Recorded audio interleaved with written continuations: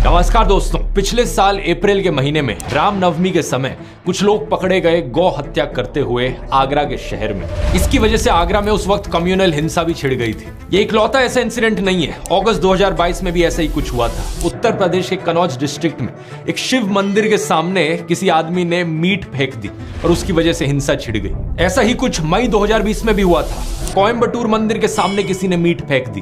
फरवरी 2024 उत्तर प्रदेश के मुरादाबाद में कुछ लोग गौ हत्या काउस की स्लॉटरिंग करते हुए पकड़े गए। ये सारी खबरें सुनकर एक चीज आपके दिमाग में जरूर आएगी, आखिर ये कौन लोग हैं जो हिंदुओं की भावनाओं को ठेस पहुंचा रहे हैं और हिंदुओं को भड़काने की कोशिश कर रहे हैं। इसका जवाब वो नहीं जो शायद आप सोच रहे हो। पहली खबर का न्यूज आर्टिकल देखिए। यूपी पुलिस के अनुसार गौ हत्या के पीछे असली जिम्मेदार थे हिंदू महासभा के कुछ कार्यकर्ता जो हिंसा भड़काना चाह रहे थे। दूसरी खबर, शिव मंदिर के सामने मीट फिकवाई चंचल त्रिपाठी नाम के एक आदमी ने। इसने एक मुस्लिम कसाई को इसके लिए 10,000 रुपए दिए थे। इसके पीछे कारण था कि ये वहां के SHO हरिश्याम सिंह के खिलाफ बदला लेना चाह रहा था। तीसरी खबर, कोयम्बटूर के मंदिर के सामने मीट फेंकने वाला आदमी था हरिराम प्रकाश, एक unemployed civil engineering graduate. Police के अनुसार ये मेंटली डिस्टर्ब था। चौथी खबर, गौ हत्या के पीछे मुरादाबाद में यूपी पुलिस ने अरेस्ट किया 4 लोगों को, जिनमें से एक था बजरंग दल का लीडर। ये एक मुसलमान आदमी को एक झूठे केस में फंसाने की कोशिश कर रहे थे, इसलिए इन्होंने खुद गौ हत्या कर दी। हैरानी की बात यह कि ये काम करने के लिए इन्होंने खुद एक मुस्लिम आदमी की मदद ली। इन खबरों के पीछे की सच्चाई सुनकर अगर आप हैरान हो रहे हो तो आराम से बैठ जाओ। अगले आधे घंटे में जो मैं सुनाने वाला हूं, अपनी आंखें और कान खोलकर ध्यान से सुनना। हमारे देश में एक भयंकर माफिया चलाया जा रहा है व्हाट्सएप और मीडिया के जरिए, जिसका सिर्फ एक मकसद है, सभी हिंदुओं को ब्रेन वॉश करना और तानाशाह के हाथों कठपुतली बना देना। मैंने पिछले वीडियो में समझाया था दोस्तों कि कैसे किसी भी देश का कोई भी डिक्टेटर हो, वो हमेशा देश की मेजॉरिटी कम्युनिटी को अपना टारगेट बनाता है। भारत के केस में मेजॉरिटी कम्युनिटी है हम हिंदुओं की, और हमें ब्रेन वॉश करने के लिए जो व्हाट्सएप पर माफिया चल रहा है वो 4 डिपार्टमेंट्स पर काम करता है। पहला डिपार्टमेंट जो आपके अंदर गर्व और अहंकार भरता है। कहा जाता है कि आप हिंदू कितने महान हो, specially so called upper caste हिंदुओं को एक गर्व दिया जाता है। चाहे आपने कुछ पर्सनल लाइफ में अचीव किया हो या ना किया हो, आपको कहा जाता है कि आप महान हो क्योंकि आप इस जात इस धर्म में पैदा हुए हो। हिंदू धर्म में जिस व्यक्ति का जन्म होता है वो व्यक्ति बहुत ही भाग्यशाली होता है। दूसरा डिपार्टमेंट कहता है कि आप पर सदियों से अत्याचार हुआ है, ये देखो आप कितने बड़े विक्टिम हो। तीसरा डिपार्टमेंट, आप खतरे में हो, देखो हमें उन लोगों से खतरा है, वो कभी भी आकर हमें खत्म कर सकते हैं। और चौथा डिपार्टमेंट जो नरेंद्र मोदी को मसीहा बनाता है, आपको कहा जाता है कि अगर आपको कोई बचा सकता है तो सिर्फ वही एक इंसान है जो आपको आकर बचाएंगे, इसलिए सिर्फ उन्हें ही वोट दो। दुनिया का सबसे बेस्ट प्राइम मिनिस्टर है। बाप जो पैदा किया उससे बड़ा मोदी है, उतना वो भगवान है। भगवान भारत के भगवान का वरदान बन के आए हैं। इस वीडियो में तीसरे और चौथे डिपार्टमेंट को गहराई से समझते हैं, ये जानने के लिए कि लोगों को क्या क्या दिखाया जाता है उन्हें ब्रेन वॉश करने के लिए।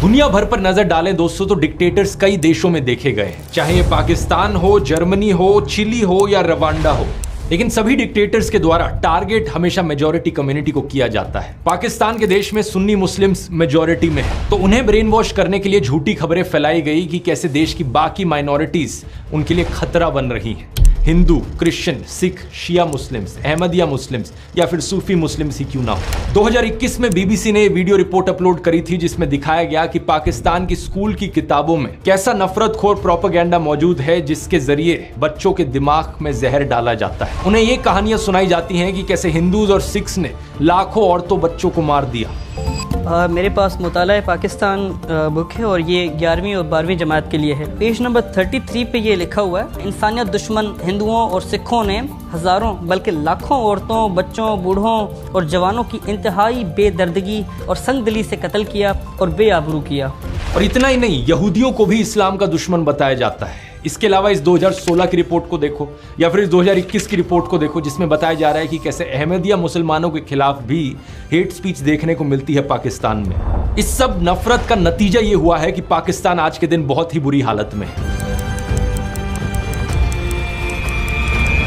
पिछले साल की वर्ल्ड बैंक रिपोर्ट देखो, 40% पाकिस्तानीज बिलो पॉवर्टी लाइन है। बेरोजगारी एक बहुत बड़ी मुसीबत बनी फिर रही है और कुछ ही दिन पहले IMF ने बताया कि पाकिस्तान में इस फिस्कल ईयर में नियरली 25% की इन्फ्लेशन देखी जाएगी। पाकिस्तान की मेजॉरिटी कम्युनिटी सुन्नी मुस्लिम्स को इस नफरत के जाल में फंसकर ब्रेन वॉश होकर क्या मिला? एक ऐसा देश जो रहने लायक नहीं है, जहां लॉ एंड ऑर्डर का कोई नामो निशान नहीं है। मेजॉरिटी कम्युनिटी के अंदर एक डर की भावना जगाने के लिए किस तरीके का खबरों के साथ खेल खेला जाता है, इसका एक अच्छा उदाहरण देखने को मिलता है आज से 100 साल पहले अमेरिका में। साल 1919 की बात है। वॉशिंगटन में एक 22 साल का ब्लैक क्रिमिनल कुछ लोगों पर हमला करता है और चोरी करता है। जिन लोगों पर हमला किया जाता है उनमें से एक स्कूल टीचर थी जो खुद एक ब्लैक औरत थी। इस इंसिडेंट को लेकर एक इंटरेस्टिंग बात यह है कि वॉशिंगटन के जो सारे अखबार थे उस वक्त के, वो या तो इस खबर को रिपोर्ट ही नहीं करते या फिर इसे पूरी तरीके से दबा देते। लेकिन 5 दिन बाद सेम शहर में सेम क्रिमिनल जब एक व्हाइट औरत पर हमला करता है तो सारे अखबारों की ये फ्रंट पेज खबर बन जाती है। इसकी वजह से अगले कई हफ्तों तक वॉशिंगटन में दंगे देखने को मिलते हैं ब्लैक्स और व्हाइट्स के बीच में। 39 लोगों को मारा जाता है और 150 से ज्यादा लोग जख्मी हो जाते हैं। जो एक्चुअल क्रिमिनल था इस केस में, उसका अरेस्ट सिर्फ 1 साल बाद ही देखने को मिलता है जब वो कोई एक नई चोरी करता है। वॉशिंगटन पोस्ट जो उस वक्त भी एक अखबार था, वो 100 साल बाद 2019 में उस इंसिडेंट को लेकर खेद जताता है। आर्टिकल में लिखता है कि उन्हें रिग्रेट है अपने रेशियल पास्ट को लेकर। आज दोस्तों ऐसी ही कहानियां हमारे देश में दोहराई जा रही हैं। कुछ महीने पहले आपने एक खबर सुनी होगी श्रद्धा वालकर की, एक हिंदू औरत जिसे बहुत ही बेरहमी से मार दिया गया उसके मुस्लिम बॉयफ्रेंड आफ्ताब अमीन पूनावाला के द्वारा। शॉकिंग बात यह थी कि इसमें इसकी बॉडी को काट कर फ्रिज में रखा था, लेकिन हमारे गोदी मीडिया ने इस एक इंसिडेंट का इस्तेमाल किया सभी मुसलमानों के खिलाफ नफरत फैलाने के लिए। इसकी वजह से national broadcasting and digital standards authority NBDSA ने 50,000 रुपए का फाइन लगा दिया मुकेश अंबानी के चैनल न्यूज 18 पर। 4 शोज जिन्हें एंकर किया गया था अमीश देवगन और अमन चोपड़ा के द्वारा, इन्होंने नफरत फैलाई थी। 1 लाख रुपए का फाइन टाइम्स नाउ नव भारत पर भी लगाया गया इसी चीज को लेकर। इस इंसिडेंट का इस्तेमाल करके सोशल मीडिया पर भी भरपूर तरीके से नफरत फैलाई गई। एक गोदी इन्फ्लुएंसर ने बॉलीवुड एक्ट्रेस सोनाक्षी सिन्हा की फोटो अपलोड करी उनके मुस्लिम दोस्त के साथ। श्रद्धा की खबर को देखते हुए शत्रुघ्न सिन्हा ने दहेज की लिस्ट से फ्रिज को हटा लिया है। सुदर्शन न्यूज ने एक प्रोग्राम चलाया जिसकी हेडलाइन थी मेरा अब्दुल ऐसा नहीं है की हकीकत। एक और गोदी इन्फ्लुएंसर ने ट्विटर पर पोस्ट किया आपका अब्दुल भी वैसा ही है। जी न्यूज ने ट्वीट करके प्रोग्राम चलाया मेरा अब्दुल वैसा नहीं है वालों के लिए सबसे बड़ा सबक है ये केस। और ऑफ कोर्स व्हाट्सएप माफिया ने भी अब्दुल शब्द का इस्तेमाल करके बहुत सारे जहरीले मैसेजेस फैलाए। ये सारे पोस्ट और मैसेजेस सिर्फ एक चीज साबित करना चाहते हैं कि हर एक मुसलमान आदमी एक पोटेंशियल खूनी है। अब्दुल शब्द का प्रयोग यहाँ पर सभी मुसलमानों को डिनोट करने के लिए किया जा रहा था। कुछ ही दिन पहले एक और ऐसी खबर आई कर्नाटका से, जहां पर एक मुस्लिम आदमी फयाज ने एक हिंदू लड़की नेहा को मार दिया। एक बार फिर से ये सारे गोदी इन्फ्लुएंसर्स और व्हाट्सएप माफिया को चलाने वाले एक्टिवेट हो गए और सभी मुसलमानों के खिलाफ नफरत उगलने लग गए। मकसद सिर्फ एक, हिंदुओं को ब्रेन वॉश करो और हिंदुओं के अंदर डर बिठाओ कि हिंदू खतरे में है और हमें अगर इस खतरे से बाहर निकलना है तो मोदी को वोट देना होगा। अब जिन लोगों को ब्रेन वॉश ऑलरेडी किया जा चुका है उन्हें इस चीज में कुछ भी गलत नहीं लगेगा। वो कहेंगे क्या गलत है इसमें, ये मर्डर यहाँ पर हुआ, मुसलमान ने किया, ये सारे मुसलमान ऐसे ही होते हैं। उन्हें अगर आप बोलने की कोशिश करोगे तो सिर्फ 1-2 इंसिडेंट्स है, वो आपको 10 ऐसे इंसिडेंट्स गिना देंगे। शारदा आफ्ताब, नेहा फयाज, साक्षी साहिल खान, निकिता तौसीफ, अरशद प्रभा, अंकिता शाहरुख, रितिका सईद, मानसी दीक्षित, मुजम्मिल, इन सभी केसेस की लिस्ट सुनाने के बाद ये आपसे कहेंगे ये देखो कहा था ना मैंने, ये सारे मुसलमान ऐसे ही होते हैं, ये सारे के सारे पोटेंशियली खूनी होते हैं। क्या है इसके पीछे का सच, इस खबर को देखो। श्रद्धा वालकर के केस के 2 हफ्ते बाद एक और केस हुआ था पांडव नगर में। अंजन दास नाम के एक आदमी को उनकी पत्नी पूनम के द्वारा मार दिया गया और श्रद्धा के केस की तरह उसकी भी बॉडी को काट कर फ्रिज में स्टोर किया गया। इतना ही नहीं, इसके 3 महीने बाद इस खबर को देखिए। नजफगढ़ के पास मित्राऊ गांव में साहिल गहलोत ने अपनी live in partner Nikki Yadav को मार दिया। मारने के बाद उसकी बॉडी को अपने ढाबा में फ्रिज में रखा। सेम दिन उसने एक शादी भी कर ली। इन दोनों केसेस की डिटेल्स बिल्कुल वही श्रद्धा आफ्ताब केस वाली डिटेल्स है। सिर्फ एक फर्क है, इन दोनों केसेस में कोई हिंदू मुस्लिम का एंगल नहीं है जैसा उस वाले में। इसलिए आपने इन खबरों के बारे में कहीं सुना ही नहीं होगा और ना ही मीडिया वालों ने इस खबर को चलाया होगा। इस रिपोर्ट को देखिए। बिहार के वैशाली डिस्ट्रिक्ट में अमन कुमार सिंह ने एक 17 साल की लड़की सोनम परवीन को मार डाला। हिंदू लड़का मुस्लिम लड़की, इसलिए गोदी मीडिया इसकी बात करेगा ही नहीं। न्यूज 18 हिंदी की वेबसाइट पर एक खबर जरूर छपी, लेकिन इन्होंने लड़के का नाम नहीं लिखा। बस ये लिखा कि हत्या के पीछे प्रेम प्रसंग की आशंका जताई जा रही है। यूपी के शामली डिस्ट्रिक्ट से इस खबर को देखिए। नाइमा उर्फ ईशा अपने घर से भाग गई गई और एक लव मैरिज करी अंशु के साथ। अंशु एक शार्प एज हथियार से ईशा पर हमला करता है और इसे मारने के बाद उसकी बॉडी कुएं में फेंक देता है। वहां के एसपी ने इंटरोगेशन के बाद बताया कि हस्बैंड अंशु ने अपना गुनाह कबूल किया। रसूलपुर गांव की इस न्यूज रिपोर्ट को देखिए। 20 साल की गुलनाज खातून को जिंदा जला दिया गया एक आदमी और उसके दोस्तों के द्वारा, क्योंकि उसने मैरिज प्रपोजल रिफ्यूज कर दिया था। यहाँ अक्यूज्ड कौन था? सतीश कुमार राय। पिछले साल जब साक्षी और साहिल खान की खबर मीडिया में फैलाई जा रही थी तो उससे कुछ दिन पहले एक और वैसा ही इंसिडेंट हुआ था। बिहार का एक लेबरर रामानुज साहू सूरत गया अपने परिवार से मिलने। उसका अपनी पत्नी रेखा के साथ झगड़ा हुआ और उसने रेखा पर 10 बार चाकू से वार किया। जब उसकी 19 साल की बेटी ने अपनी मां को बचाने की कोशिश करी तो उसने उसे भी मार डाला। नजफगढ़ की इस खबर को देखिए। विपुल सिंह नाम का आदमी खुले में धमकी देता है कि वो मुसलमान औरतों को मोलेस्ट करेगा और मारेगा। दिल्ली पुलिस और एनसीडब्ल्यू ने इस पर कॉग्निसेंस भी लिया। या फिर 5 महीने पहले की कर्नाटका की इस रिपोर्ट को देखिए। 39 साल का आदमी प्रवीण अरुण, इसने अपनी 21 साल की एयर होस्टेस कोलीग आयनाज के साथ दोस्ती करी। जब आयनाज ने इससे कम्युनिकेट करना बंद कर दिया, ये उसके घर में गया और उसे मार डाला। और इसके बाद इसने उसकी मां को भी मार डाला, उसकी बड़ी बहन को भी मार दिया और उसके छोटे भाई 14 साल के उसको भी मार दिया। फिर से हिंदू आदमी है, मुस्लिम औरत है, तो गोदी मीडिया इसकी बात नहीं करेगा, ना ही आपको व्हाट्सएप पर सुनने को मिलेगी। 20 दिन पहले की इस खबर को देख लीजिए। 26 साल की रुखसार उर्फ रिया को उसके लिव इन पार्टनर ने मार डाला और उसकी बॉडी को एक कबर्ड में स्टफ कर दिया। अक्यूज्ड कौन था? विपुल टेलर नाम का आदमी। जब दैनिक जागरण में एक खबर छपी तो इन्होंने लड़की का नाम कहीं मेंशन नहीं किया अपने आर्टिकल में। अब इस खबर को देखिए। बेंगलोर में रहने वाला प्रदीप एक रुखसाना नाम की औरत से संबंध बनाता है। दोनों का साथ में बच्चा होता है। रुखसाना उससे शादी करना चाहती है, लेकिन वो ये नहीं चाहता था, तो उसने रुखसाना का खून कर दिया। ये भी कुछ ही दिन पहले की खबर है कर्नाटका से। मेरा एक ही सवाल है नफरत फैलाने वाले नमूनों से। आपको मैंने इतने सारे केसेस गिना दिए यहाँ पर पिछले 1-2 सालों के, जहां पर हत्या करने वाला एक हिंदू था। तो क्या यहाँ पर यह कहा जा सकता है कि हर हिंदू आदमी यहाँ पर एक पोटेंशियल खूनी है? ऑब्वियसली नहीं कहा जा सकता। देश में 55 से 60 करोड़ हिंदू आदमी रहते हैं। इन 20-30 केसेस को लेकर जनरलाइज नहीं किया जा सकता कि सारे हिंदू लड़के ऐसे होते हैं, और ठीक इसी तरीके से मुसलमानों को भी जनरलाइज नहीं किया जा सकता। देश में रहने वाले करोड़ों मुस्लिम आदमी हैं, सारे के सारे पोटेंशियल किलर नहीं होते। ये एज्यूम करना एक बहुत ही बेवकूफी वाली चीज है और ये आपका नफरत खोर माइंडसेट दिखाती है। अगर आपको ऐसा लगता है तो बड़े अफसोस की बात है, मुझे कहना पड़ रहा है कि आपका ब्रेन वॉश हो चुका है। एनसीआरबी की रिपोर्ट क्राइम इन इंडिया 2022 के अनुसार देश में 4.5 लाख क्राइम्स हुए हैं औरतों के खिलाफ इस 2022 के साल में। इन 4.5 लाख क्राइम्स में से 28,522 एफआईआर्स दर्ज कराई गई मर्डर की, जिनमें से 8,125 फीमेल्स थी। अब एक साल में अगर 8,000 से ज्यादा मर्डर के केसेस हो रहे हैं जहां पर औरतों को मारा जा रहा है, तो ऑब्वियस सी बात है इनमें से कुछ मर्डर्स ऐसे होंगे जो एक मुसलमान आदमी ने किए होंगे, कुछ ऐसे होंगे जो एक हिंदू आदमी ने किए होंगे। हर तरह के परम्यूटेशन कॉम्बिनेशन यहां पर आपको मिल जाएंगे। हिंदू आदमी हिंदू औरत, मुस्लिम आदमी मुस्लिम औरत, हिंदू आदमी मुस्लिम औरत, या मुस्लिम आदमी हिंदू औरत।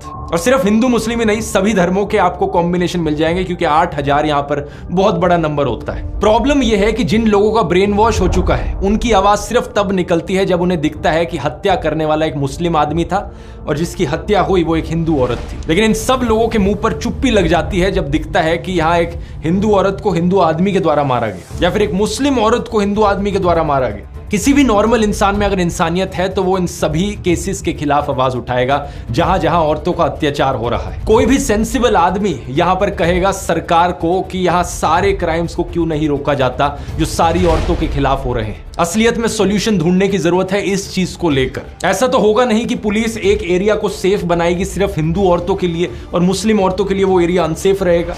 अगर किसी एरिया को सेफ बनाना है तो सभी औरतों के लिए वो सेफ बनेगा ना। सेलेक्टिव आउटरीच इन लोगों का सबसे बड़ा हथियार है। अगर आज मैं जस्टिस की डिमांड करता हूं तो मैं नेहा के लिए भी करता हूं और रुखसाना के लिए भी करता हूं। मैं उन सभी हिंदू और मुस्लिम औरतों के लिए जस्टिस की डिमांड करता हूं जिनके खिलाफ अत्याचार हुआ है।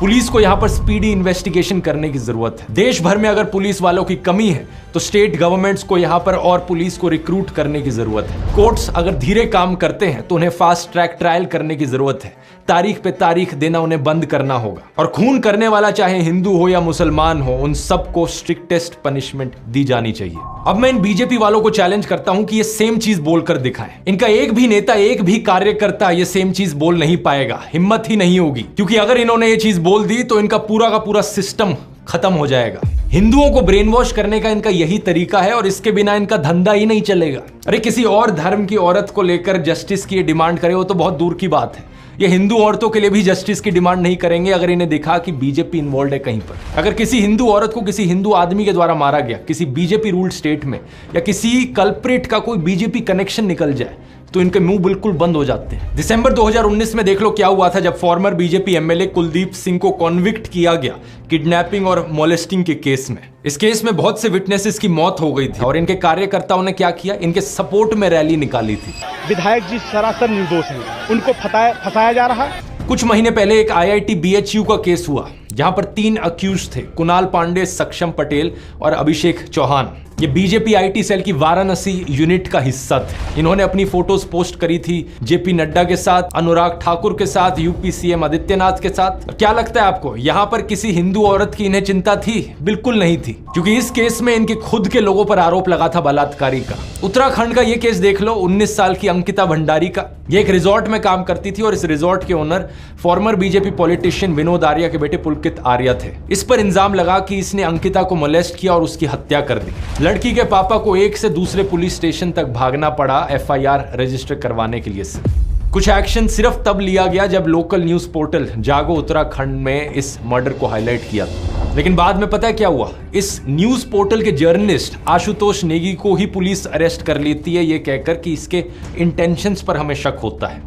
अंकिता भी हिंदू थी, लेकिन क्या व्हाट्सएप पर आपने इस मैसेज को पढ़ा? कभी नहीं पढ़ा होगा, क्योंकि इनका माफिया चल रहा है। श्रद्धा वालकर के केस में तो मुस्लिम ऑर्गेनाइजेशन जमात इस्लामी हिंद ने उसे कंडेम भी किया और किलर को लेकर हार्शेस्ट पनिशमेंट भी मांगी।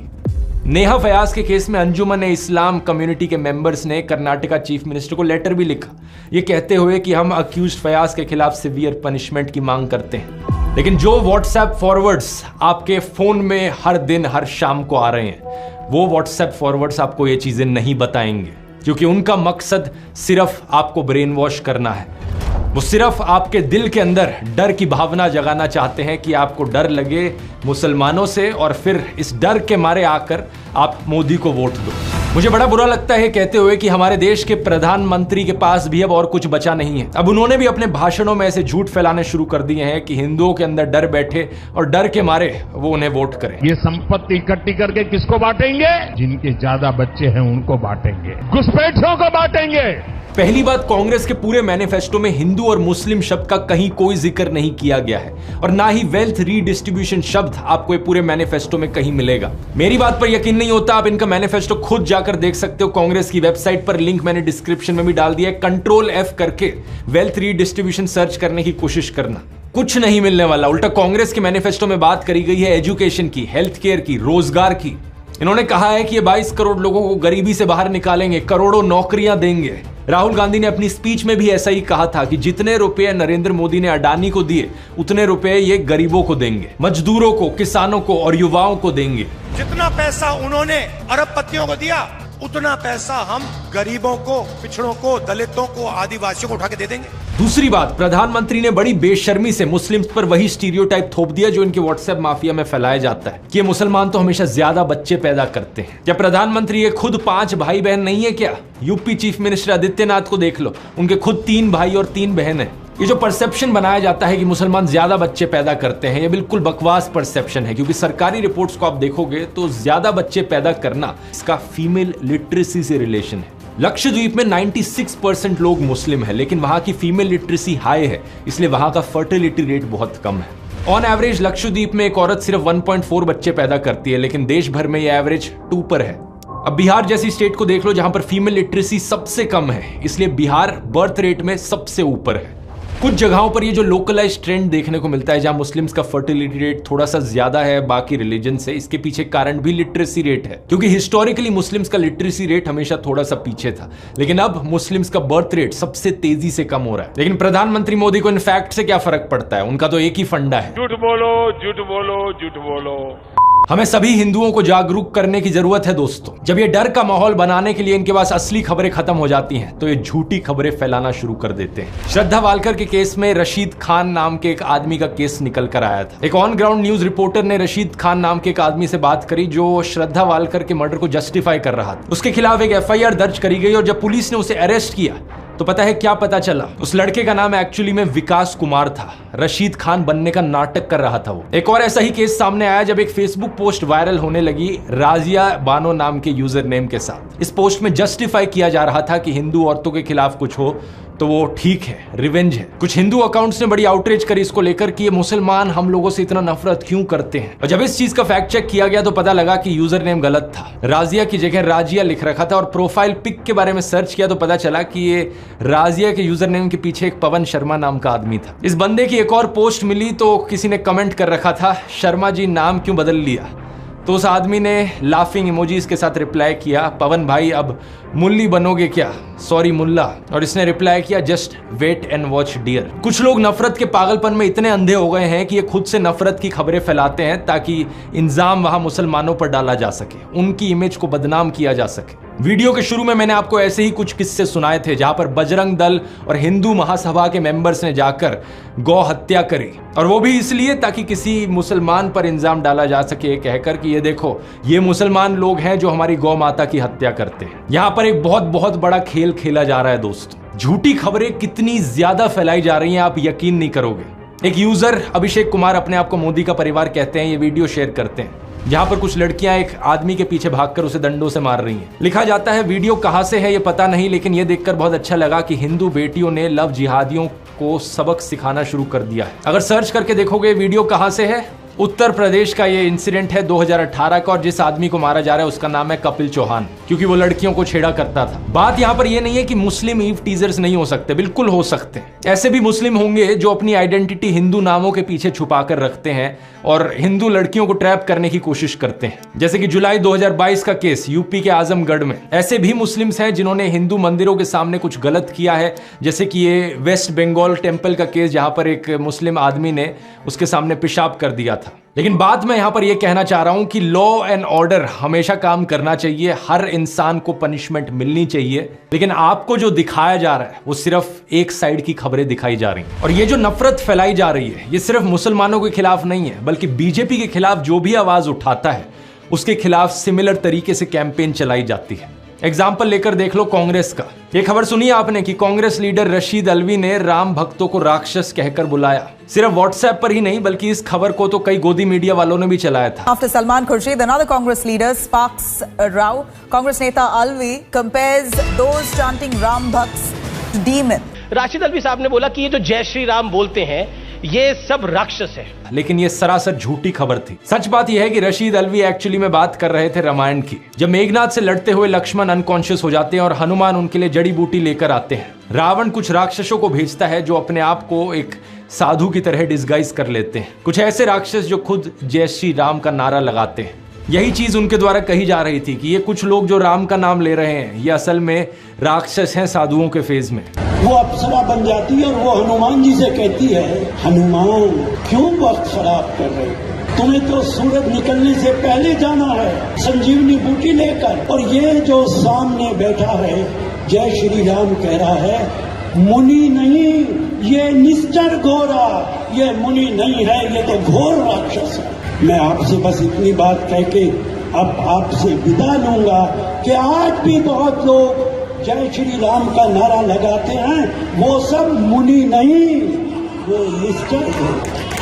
बीजेपी वाले ये बात जानते थे, लेकिन जानबूझ के इनकी स्टेटमेंट को क्लिप किया गया ये दिखाने के लिए कि कांग्रेस मुसलमानों के साथ है, हिंदुओं के खिलाफ बोलती है। रवीश कुमार के साथ भी ये चीज अक्सर करी जाती है। दिल्ली में जब दंगे भड़के थे, शाहरुख नाम के एक आदमी ने गोलियां चलाई थी। व्हाट्सएप पर एक क्लिप काट कर डाली जाती है जिसके ऊपर नीचे कैप्शन लिखा जाता है, आतंकी शाहरुख को बचाने के लिए रवीश ने बताया उसे ब्राह्मण अनुराग मिश्रा। जो ओरिजिनल अनएडिटेड वीडियो है वहां पर रवीश कुमार कह रहे हैं अभी भी जरूरत है कि पुलिस इसकी पहचान को लेकर दोबारा बोले। पुलिस साफ कहती है कि शाहरुख है, मगर आप सोशल मीडिया में देखिए अनुराग मिश्रा बताया जा रहा है। अभी भी जरूरत है कि पुलिस इसकी पहचान को लेकर दोबारा बोले। इसके बाद एक एनडीटीवी रिपोर्टर खुद पुलिस से बात करते हैं और कंफर्म करते हैं कि इस आदमी का नाम शाहरुख ही है। नाम को लेकर कोई स्पष्टीकरण आया है कि नाम क्या है?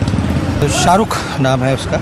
एक और झूठ फैलाया जाता है कि रवीश कुमार कभी कश्मीरी पंडितों की बात नहीं करेंगे, जबकि उन्होंने कई बार एपिसोड्स बनाए हैं कश्मीरी पंडित पर, 12 साल पहले से लेकर एज रिसेंट एज 3 महीने पहले। लेकिन क्या फर्क पड़ता है, व्हाट्सएप पर जब लोगों को ब्रेन वॉश करना है तो उसके लिए कुछ भी बोल दो। एक और एक्यूजेशन जो इनके खिलाफ उठाई जाती है कि ये कभी कांग्रेस के खिलाफ नहीं बोलते, लेकिन 2014 से पहले की इनकी ये क्लिप देखो, कई रिपोर्ट्स मिल जाएंगी जब ये मनमोहन सिंह की सरकार के खिलाफ आवाज उठा रहे हैं। पिछले अगस्त में अयाज झांसवी के शेर से जवाब दिया था, तब कोयला घोटाले के आरोपों की आंच उनकी सरकार पर आ रही थी। 7 महीने बाद मनमोहन सिंह ने उन सवालों का जवाब दिया या अपनी आबरू के लिए खामोशी तोड़ी है। एस्बेस्टस के इसी तरह के हजारों कमरे गांव की जमीन पर बना दिए गए और मजदूरों को बोरी में आलू की तरह इनमें ठूंस कर रख दिया गया। अब मेरे खिलाफ भी ये लोग ऐसे ही झूठ फैलाते हैं। इस व्हाट्सएप मैसेज को देखो, पता नहीं कितनी बार इन्होंने इस व्हाट्सएप मैसेज को अपने ग्रुप्स पे बार बार फॉरवर्ड किया है। लिखते हैं कि मैं एक हिंदू ही नहीं हूं, मेरा नाम ध्रुव राठी नहीं है, मेरा असली नाम है बदरू रशीद।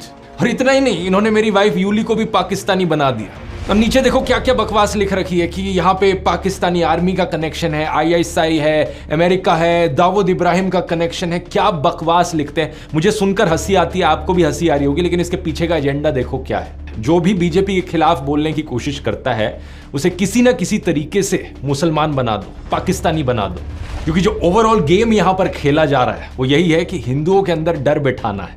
और जो भी इनके खिलाफ बोले, अगर कोई वो हिंदू बोल देना इनके खिलाफ, तो वो हिंदू हो ही नहीं सकता। ये अपने फॉलोअर्स को, अपने ब्रेन वॉश लोगों को यही दिखाना चाहते हैं कि जो भी वहां से आवाज उठा रहा है इनके खिलाफ वो हिंदू नहीं है, वो सिर्फ मुस्लिम लोग हैं। जो झूठ ये फैलाते हैं उसे ये डबल चेक भी नहीं करते। एक ये मैसेज था इनका जो फैलाया जा रहा था, अभी कुछ दिन पहले एक ये दूसरा मैसेज है इनका जो ये फैला रहे हैं। इस ट्वीट को देखो, इसके अनुसार तो मेरे फादर इन लॉ है एक्चुअली में पाकिस्तानी सिटीजन, यानी कि यूली के पापा। फिर लिखते हैं कि यूली इकलौती बेटी है उनकी। ये चीज भी झूठ है, अगर इन्होंने मेरे व्लॉग्स देखे होते तो इन्हें पता होता कि वो इकलौती नहीं है। मतलब कुछ बिलीवेबल तो हो जो कह रहे हो, लेकिन अनफॉर्चुनेट चीज ये है कि जो लोग ब्रेन वॉश्ड हो चुके हैं इनके माफिया के अंडर आकर, उन्हें इससे फर्क ही नहीं पड़ता। ये एक लॉजिकल सेंसिबल दिखने वाली झूठी कहानियां क्यों बनाने में टाइम वेस्ट करें, जब इनके जो लोग व्हाट्सएप मैसेजेस पढ़ रहे हैं वो इन बेसर पैर की झूठी कहानियों से ही कन्विंस्ड हो जा रहे हैं। व्हाट्सएप माफिया का तीसरा डिपार्टमेंट कुछ इस तरीके से लोगों के अंदर डर बिठाता है कि उनकी सोचने समझने की शक्ति बिल्कुल स्विच ऑफ हो जाती है।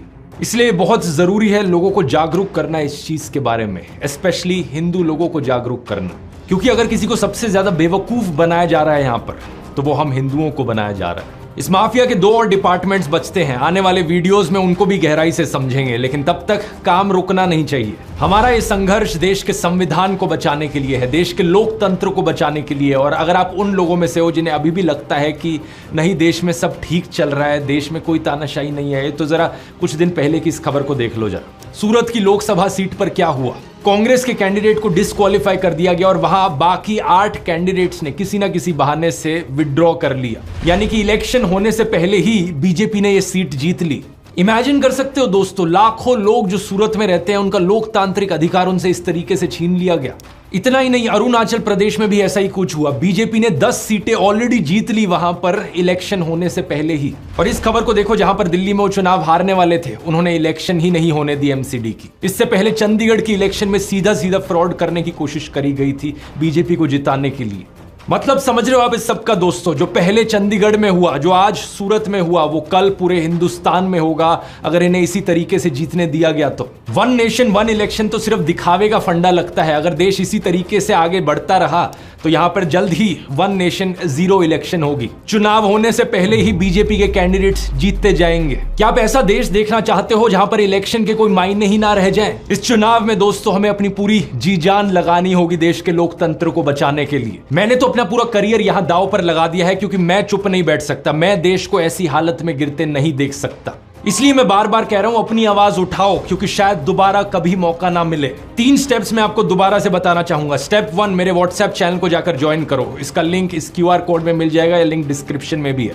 अगर ये लिंक आपके लिए खुल नहीं रहा तो व्हाट्सएप ऐप को अपडेट करो अपने फोन पर। चैनल ज्वाइन करने के बाद बेल आइकन दबाओ नोटिफिकेशन का। हमारा मिशन है 100 करोड़। हम व्हाट्सएप पर एक ऐसी आंधी लेकर आएंगे सच की कि इनका ये पूरा व्हाट्सएप माफिया दब जाएगा।